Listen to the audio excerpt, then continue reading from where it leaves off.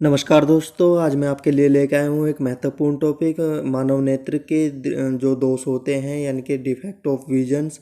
जैसा कि हमने कल मानव नेत्र के बारे में विस्तार रूप से चर्चा की थी और उसके कार्यकारी भागों के बारे में भी चर्चा की होगी।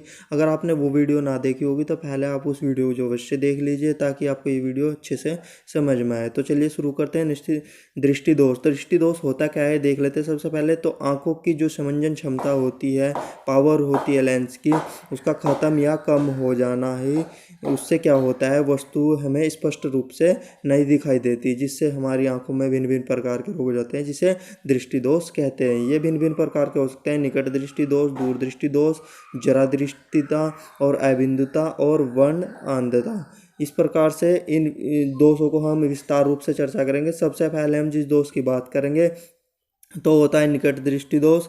इसे दोष को जो है पढ़ने से पहले हम बात कर लेते हैं समंजन क्षमता है लेंस पावर क्या होती है। तो लेंस पावर क्या होती है? निकट तथा दूर की सभी वस्तुओं को रेटिना पर फोकस करने की जो लेंस की क्षमता होती है, लेंस की पावर होती है, वही क्या होती है? उसकी समंजन क्षमता लेंस की पावर कहते हैं। इसका मात्रक डायोप्टर भी होता है। स्वस्थ नेत्र के लिए मैंने बताई थी समंजन क्षमता 4 डायोप्टर होती है, पिछले आपको वीडियो में बताई थी। नेक्स्ट जो आपके हम दृष्टि दोष की बात करते हैं तो निकट दृष्टि दोष, इसकी पहचान क्या है? तो इसकी पहचान होगी कि इस दोष से युक्त व्यक्ति जो क्या करते हैं, निकट की वस्तुओं को तो साफ देख पाते हैं, जो निकट रखी हुई वस्तु है, परंतु जो दूर रखी वस्तु है उन्हें स्पष्ट रूप से नहीं देख पाते।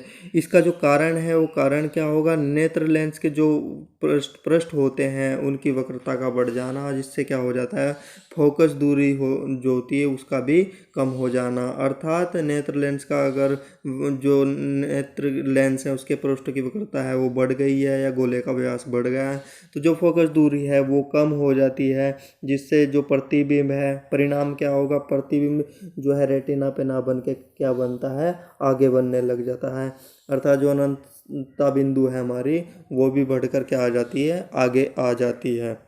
निवारण के लिए हम इसमें अवतल या अपसारी लेंस का प्रयोग करते हैं। अपसारी लेंस क्या करता है? प्रकाश को थोड़ा अपसारित करके क्या करता है, जो है लेंस पे फोकसित करता है, जिससे प्रकाश की पुंज जो है रेटिना पे अच्छी तरीके से फोकस होती है। चलिए हम वीडियो जो है चित्र के माध्यम से इस रोग को अच्छी तरीके से समझते हैं। तो सबसे पहले हम बात करते हैं, अगर किसी व्यक्ति में ये दोष ना हो तो आप देख रहे होगे प्रकाश पुंज जो है अनंत से आ रहे हैं और लेंस जो नेत्र लेंस है उसमें जो है अपतित होकर कहाँ पे पड़ रहा है, रेटिना पर, यानी कि इस बिंदु पर आपको फोकसित होकर दिखाई दे रहा है, इस वाले बिंदु पे। अगर इस वाले बिंदु पे फोकस हो रहे हैं प्रकाश पुंज डायरेक्ट तो चित्र आपको स्पष्ट रूप से दिखाई देगा। लेकिन अगर किसी व्यक्ति को ये रोग है तो आपको यहाँ पे दिखाई दे रहा होगा कि अनंत से जो प्रकाश किरण आ रही है, ये प्रकाश किरण चूँकि हमारे स्वस्थ नेत्र की जो अधिकतम दूरी जो हम देख पाते हैं वो क्या होती है, अनंत होती है, यानी कि अनंत बिंदु तक की वस्तु को हम देख पाते हैं।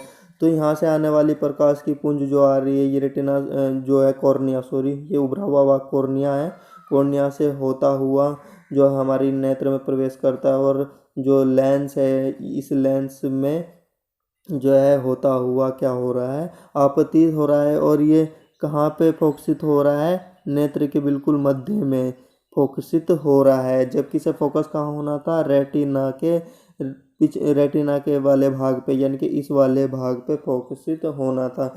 तो इस कारण से ही क्या है, हमें वस्तु जो है दिखाई नहीं दे पाती है, जो है रेटिना से सामने ये प्रतिबिंब बन जाता है। इसके निवारण के लिए हमने क्या किया है, देखो इस वाले चित्र में आप देख सकते हैं अवतल लेंस का प्रयोग किया, यानी कि अपसारी लेंस का। ये किनारों से मोटा होता है, बीच से पतला होता है। इसकी पहचान इस लेंस की, अगर प्रकाश की पुंज आ रही है तो ये क्या कर रहा है, प्रकाश को थोड़ा सा अपसारी कर दे रहा है इस प्रकार से, और अपसारी करने के कारण ही क्या हो रहा है, जो नेत्र लेंस है वो अच्छी तरीके से फोकसित कर रहा है कहाँ पे, रेटिना पे हमारी जो इमेज है वो बना देता है। और इमेज जो बनती है वास्तविक और उल्टी बनती है, मैंने बताया था रेटिना पे। और इसे ही जो नर्व सेल्स होती हैं, जो नर्व कोशिकाएं होती है, वो हमारे मस्तिष्क में पहुंचा देती हैं और मस्तिष्क इसे क्या दिखाता है, अपने अनुभव के आधार पर सीधा दिखाता है। तो इस होता है। दूरदृष्टि दोष के बारे में बात करते हैं तो इसकी पहचान है कि दूर की वस्तुएं तो हमें साफ दिखाई देगी, परंतु नज़दीक की वस्तुएं हमें यहाँ पे स्पष्ट नहीं दिखाई देगी। कारण इसका होता है कि लेंस की पृष्ठों की जो वक्रता है उसका कम होने से क्या हो जाता है, कम होने से उसकी फोकस दूरी का बढ़ जाती है, अर्थात गोले का व्यास जो है कम हो जाता है। अब गोले का व्यास कम होगा, इसका जो परिणाम है वो क्या निकल के सामने आएगा, तो प्रतिबिंब जो रेटिना पे बनना चाहिए था वो प्रतिबिंब रेटिना पे ना बन के क्या होगा, जब गोले का व्यास ही कम हो गया यानी कि गोला छोटा हो गया नेत्र का, तो जो किरणें आ रही थी वो किरणें जो है रेटिना पे ना बन के पीछे बनेगी। ये वही कारण एक तरीके से ट्रिक के माध्यम से समझ सकते हैं। जैसे कि हम क्रिकेट खेलते हैं तो पिच का छोटा या बड़ा होना, मान लो अगर विकेट जो रखे हैं उन्हें हम पिच को बढ़ा के पीछे कर देते हैं तो बॉल अक्सर ही विकेट से आगे की ओर गिरेगी, और अगर विकेट को हम जो है क्या कर देते हैं पीछे आगे रख देते हैं यानी कि पिच छोटी कर देते हैं तो बॉल अक्सर ही क्या पड़ती है, बीमर पड़ती है, यानी कि ज़्यादा से ज़्यादा क्या पड़ेगी, पीछे पड़ेगी विकेट से। तो ऐसा ही कुछ यहाँ पे प्रकाश का भी साथ में हो रहा है, तो प्रतिबिंब जो है रेटिना के पीछे पड़ेगा, यानी कि पिच जो है थोड़ी सी छोटी हो गई है, गोलक जो है छोटा हो गया है, वक्रता जो उसकी कम हो गई है लेंस की। तो आप देख सकते हो अगर नॉर्मल जो आँख थी नेत्र में कोई दोष ना हो दीर्घ दृष्टि दोष का, तो बिल्कुल सही तरीके से चित्र यहाँ पे ए में दिखाई दे रहा है रेटिना पे बनता हुआ। लेकिन अगर दोष युक्त है तो ये प्रकाश का पुंज जो आ रहा है रेटिना से पीछे की ओर बी में आपको दिखाई दे रहा होगा बनता हुआ।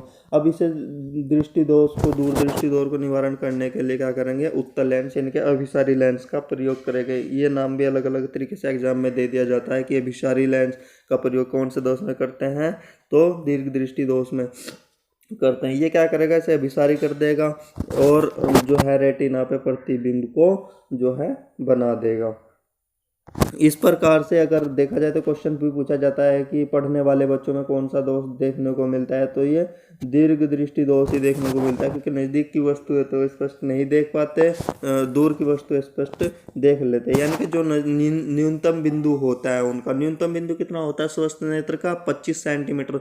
25 सेंटीमीटर से जो तक की वस्तु को हम स्पष्ट नहीं देख पाते पढ़ने वाले बच्चे, यानी कि उससे उन्हें 25 सेंटीमीटर से वस्तु को क्या करना पड़ता है, थोड़ा दूर रखना पड़ता है, अधिक दूरी पर रखना पड़ता है। चलिए अगला दोष देखते हैं जरा, दूरदृष्टिता क्या होती है।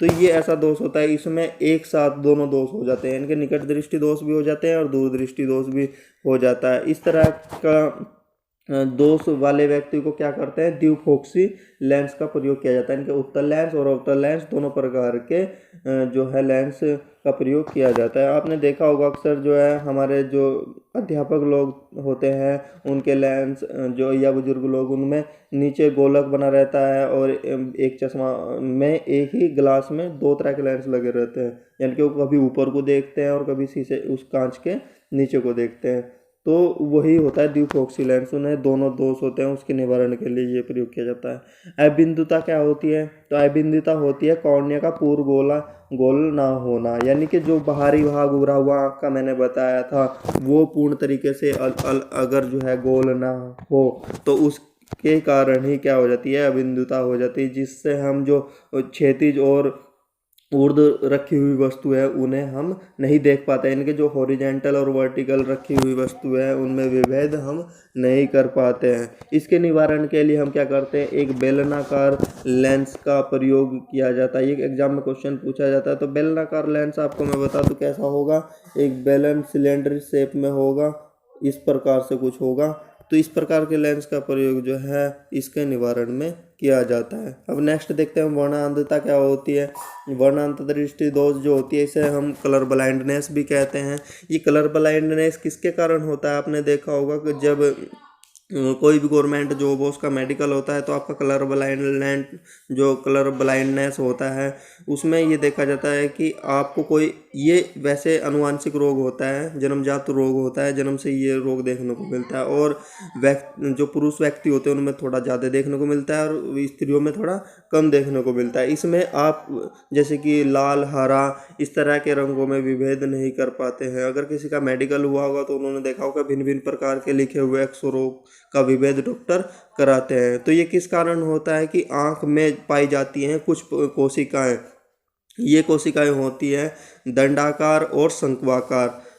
तो अगर मनुष्य की आंख में शंक्वाकार नाम की जो कोशिका हैं उनका अभाव है, नहीं है, तो वो जो है रंगों का विभेद नहीं कर पाता। इन शंक्वाकार और दंडाकार जो है सेल्स के बारे में मैं भी थोड़ा डिस्कस करूंगा और इन्हें बताऊंगा। अगर वर्ण अंधता की बात करें इसके इलाज की, तो इसका कोई इलाज नहीं है। अगर किसी को ये जन्मजात रोग है तो इसका कोई इलाज नहीं, इसलिए वो मेडिकल में भी बाहर हो जाते हैं। अगर हम नेत्रदंड और शंकु की बात कर रहे हैं, ये जो नर्व सेल्स जो पाई जाती हैं हमारी आंख के अंदर, इनका क्या महत्वता है तो वो देख लेते हैं। तो दंडाकार सेल जो होती है, यानी कि बेलनाकार सेल भी इन्हें बोलते हैं। तो ये सेल्स प्रकाश की जो तीव्रता होती है, यानी कि इंटेंसिटी ऑफ लाइट जो होती है, उसके लिए सुग्राही होती है, यानी कि प्रकाश को पहचानने में मदद करती है। यानी आपने देखा होगा जैसे कि मुर्गा है सुबह सुबह बोलता है, तो इसका क्या कारण है?